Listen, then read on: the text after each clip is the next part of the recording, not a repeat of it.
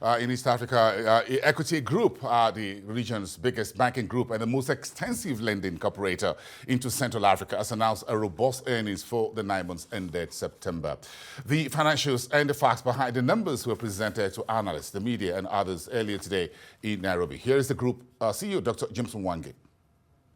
Group has continued to grow. It is a 1.7 billion 1.7 trillion shillings balance sheet. Those who know, that is about 10% of the entire economy of Kenya.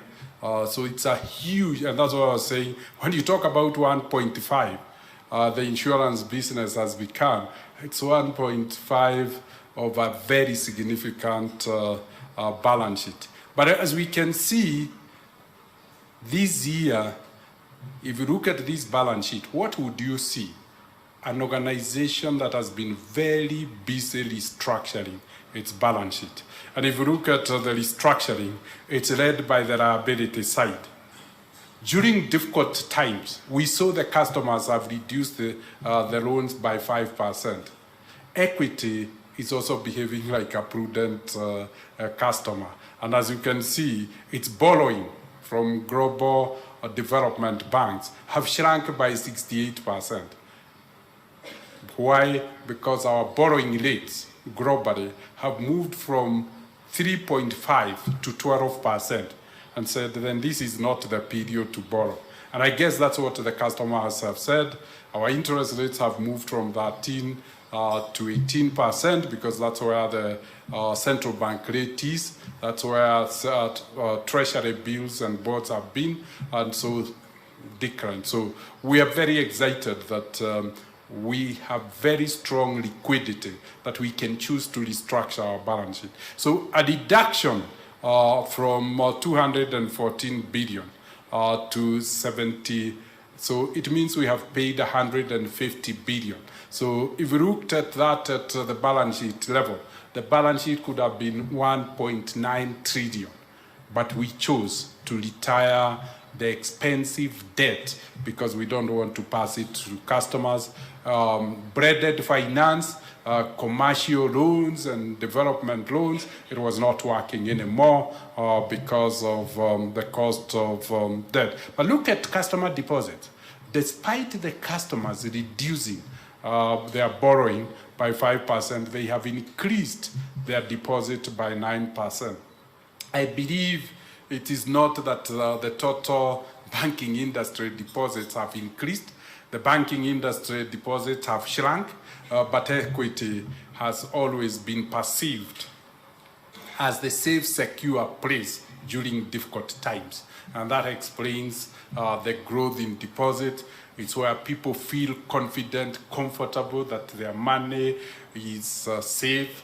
It's the tree that all of us can take shade from because generations for 40 years have sat under this tree and they have had the shade. And if you want to look at our history, we are now 120 years old since the establishment of our subsidiary in DRC in 1909. So yes, we brag of being the oldest financial services provider in the region through the acquisition that we made in DRC. So that balance sheet is heavily structured, and we see again the restructuring not only by our borrowing, but also the customers borrowing, our loans going down by 5%, but because customer deposits have increased, then cash and cash equivalent has significantly increased by 12%. And as you can see, the increase is not put in government securities because we want near cash. We want, as the tide turns, we want to reallocate resources from near cash to customer loans. We want to support but we're also very excited that during difficult times, when shareholders have come and said, yeah, we want to support you, we want to really ground you well, and shareholders' funds have gone up by 17%. This structuring of balance sheet we have seen, we'll see, has affected the P&L significantly. And you'll see why we had to do this restructuring. So as we get into the P&L, we see the biggest challenge of the group has been at the top line, where interest income is growing much slower than the interest expense.